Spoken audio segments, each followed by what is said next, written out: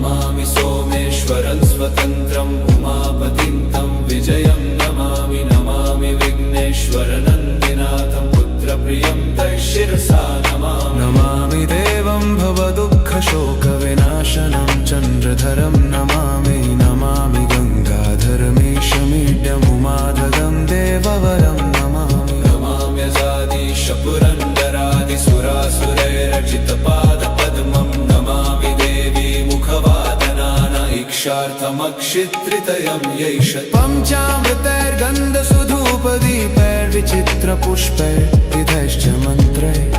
अन्नप्रकारैः सकलोपचारैः सम्पूजितं सोममहं नमामि नमामि शम्भुं पुरुषं पुराणं